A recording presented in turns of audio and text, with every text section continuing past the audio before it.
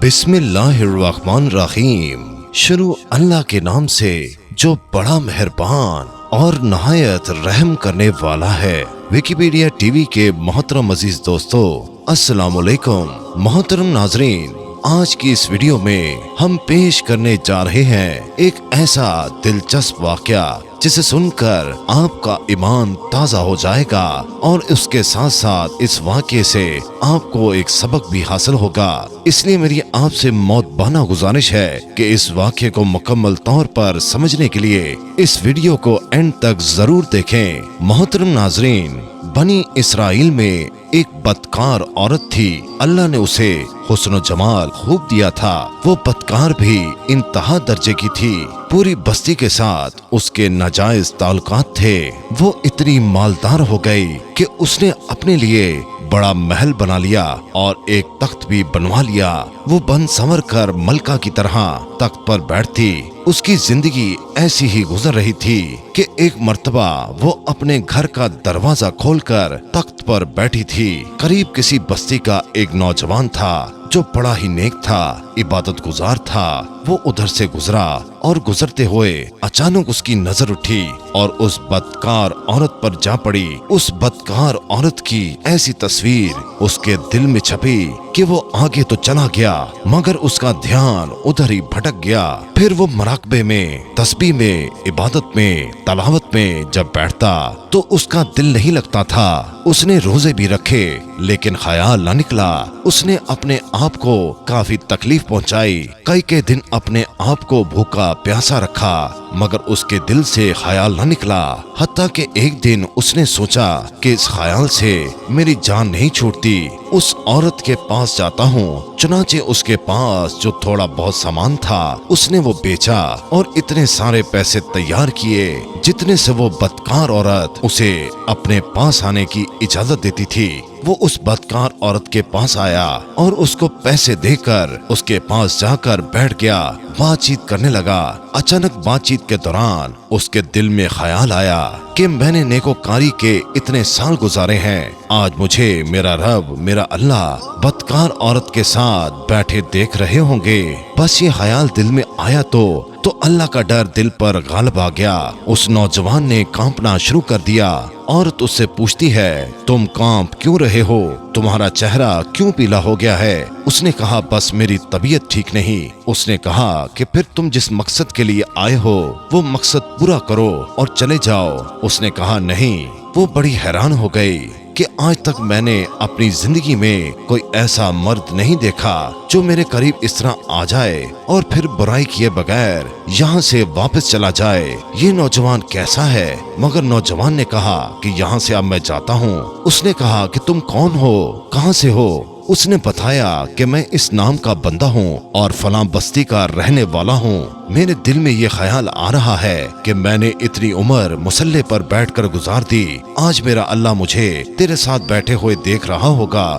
बस उसके बाद उस नौजवान की आंखों से आंसू आ गए और वो वहाँ से चल पड़ा। अब वो जो वहाँ से चला गया, उस औरत को थोड़ी बहुत उसकी सोहबत हो गई, उसकी बरकत उसको मिल गई। चुनाचे औरत के दिल में ख्याल आया कि ये कुंवारा नौजवान इतना अल्लाह से डरता है जबकि उसने कोई गुनाह भी नहीं किया और मैं तो सारा दिन और सारी रात गुनाहों की मुर्तकिब होने वाली हूँ। मैं तो खुदा से डरती ही नहीं। उसके दिल में शर्मिंदगी पैदा हो गई, नदामत होने लगी कि करूँ तो क्या करूँ। दिल में ख्याल आया कि अच्छा चलती हूँ और मूसा अलैहिस्सलाम से पूछती हूँ कि क्या मेरे लिए भी तौबा की कोई सूरत है। वो अपने घर से निकल खड़ी हुई और उसको बस्ती का एक एक बंदा पहचानता था। वो ऐसी नामी ग्रामी खातून थी। वो हजरत मूसा अलैहिस्सलाम के पास पहुंची तो बनी इसराइल को नसीहत फरमा रहे थे। उसने किसी आदमी के जरिए पैगाम भेजा कि हजरत मूसा अलैहिस्सलाम से कहो कि मैं आपसे मिलना चाहती हूँ। मगर जिसके जरिए पैगाम दिया वो बेवकूफ था। कुछ पैगाम पहुँचाने वाले भी तो बेवकूफ होते हैं, जिसको पैगाम पहुँचाने का ढंग भी नहीं होता। उस बंदे ने सीधा जाकर कह दिया कि हजरत आपसे फलां औरत मिलने आई है। हजरत मूसा अलैहिस्सलाम ने सुना तो उन्हें बहुत जलाल आया कि लोग क्या सोचेंगे کہ ایسی عورت ان سے ملنے آئی ہے، اس سے ان کا کیا تعلق ہے؟ حضرت موسیٰ علیہ السلام نے غصے میں آ کر کہہ دیا کہ اس سے کہو کہ چلی جائے، میں اس سے نہیں ملنا چاہتا۔ اس بے وقوف نے آ کر کہا میں نے تو کہہ دیا تھا، مگر حضرت موسیٰ علیہ السلام بہت ناراض ہو گئے۔ وہ عورت ڈر گئی کہ میری بدکاریاں ایسی ہیں کہ اللہ مجھ سے پہلے ہی ناراض تھا اور اللہ کا نبی بھی مجھ سے بات نہیں کرتا، میرے لیے تو دنیا میں اب کوئی ٹھکانہ نہیں رہا۔ وہ اداس اور بوجھل قدموں کے ساتھ وہاں سے واپس آئی۔ وہ حیران تھی کہ اللہ کے نبی نے بھی میرے ساتھ بات کرنا گوارا نہ کیا۔ میں اتنی گری ہوئی عورت ہوں کہ وہ بات بھی نہیں کرنا چاہتے۔ چنانچہ وہ گھر آئی اور اس نے گھر کی کنڈی لگائی۔ اس نے اپنے کسی بڑے سے سنا تھا کہ بندہ جب اپنے رب کو منانا چاہے تو اس کو چاہیے کہ وہ اس کے آگے سجدہ کرے، چنانچہ اسے کوئی اور طریقہ نہیں آتا تھا۔ گھر کی کنڈی لگا کر مسلے پر بیٹھ کر اس نے سجدہ کیا اور دل سے اپنے پروردگار سے کہا کہ میں تیرے سامنے جھک رہی ہوں، اے میرے پروردگار، میرا کوئی نہیں تیرے سوا۔ پھر اللہ کی شان دیکھیں، اس نے رات گزاری۔ اگلے دن اس کے دل میں خیال آیا کہ میں عورت ہوں، اکیلی مکان میں رہتی ہوں، ایک میری خادمہ ہی تو ہے، اگر نیت کر بھی لوں تو جتنے لوگوں نے میرے ساتھ بدکاریاں کی ہیں وہ تو مجھے نہیں رہنے دیں گے، تو لہٰذا میں اس جگہ کو چھوڑ کر چلی جاؤں۔ تبھی اس نے فیصلہ کیا کہ یہاں سے چلی جاتی ہوں۔ اس نے سادہ سے کپڑے پہنے تاکہ لوگ اسے پہچان نہ سکے کہ یہ کون ہے۔ پھر اس نے سوچا کہ عورت ہوں، کہاں جاؤں گی؟ دل میں خیال آیا کہ وہ جو ایک نوجوان تھا جس کے دل میں اللہ کا کتنا خوف تھا، وہ اللہ کے ڈر سے کانپ رہا تھا، اس نیک بندے کے پاس چلی جاؤں، اس کی خادمہ بن جاؤں، ممکن ہے کہ وہ مجھے نکاح میں قبول کر لے۔ یہ اس کی بستی کی طرف چل پڑی۔ چنانچہ ڈھونڈتے ڈھونڈتے اس کے گھر پہنچی اور گھر والوں سے کہا کہ میں فلاں بندے سے ملنے آئی ہوں۔ تو انہوں نے کہا کہ اس کے ذکر و عبادت کا معمول ہے اور وہ کمرے سے اس وقت نکلتا ہے، تم انتظار کر لو۔ اس نے کہا کہ بہت اچھا، اور انتظار میں بیٹھ گئی۔ جب انتظار کر رہی تھی تو اچانک اس نوجوان نے دروازہ کھولا اور اس نوجوان کی نظر اس عورت پر پڑی۔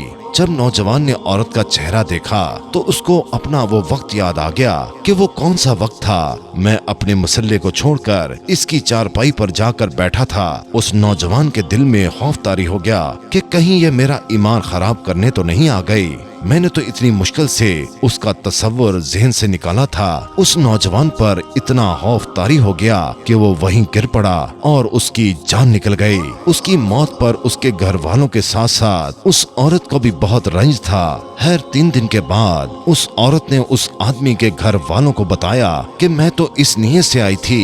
انہوں نے کہا کہ وہ تو اب اس دنیا سے چلا گیا، اس کا ایک بھائی ہے، اگر تم مناسب سمجھو تو ہم اس سے پوچھ لیتے ہیں، اگر وہ تمہارے ساتھ نکاح کر لے تو تم اس کے ساتھ نکاح کر لو۔ اس نے کہا کہ ٹھیک ہے۔ جب بھائی سے پتہ کیا تو اس نے کہا ٹھیک ہے، اگر پہلے یہ ایسی عورت رہی ہے اور اب توبہ کی نیت کر چکی ہے تو میں اس کو اپنے نکاح میں قبول کر لوں گا، کیونکہ اللہ پاک معاف کرنے والا ہے۔ جب اللہ تعالیٰ معاف کر دیتا ہے تو انسان کیا چیز ہے۔ چنانچہ اس عورت کا اس کے بھائی کے ساتھ نکاح ہو گیا اور اس عورت کو اللہ تعالیٰ نے 7 بیٹے عطا فرمائے، اور وہ 7 بیٹے بنی اسرائیل کے اولیاء اللہ میں سے گزرے۔ ایسی بدکار عورت بھی اگر توبہ کرتی ہے تو اللہ تعالیٰ اسے 7 ولیوں کی ماں بنا دیتے ہیں۔ واقعی ہمارا رب کتنا کریم اور رحیم ہے۔ اللہ تعالیٰ ہم سب کو ہمارے گناہوں پر شرمندہ ہونے کی اور اس پر معافی مانگنے کی توفیق عطا فرمائے۔ آمین ثم آمین۔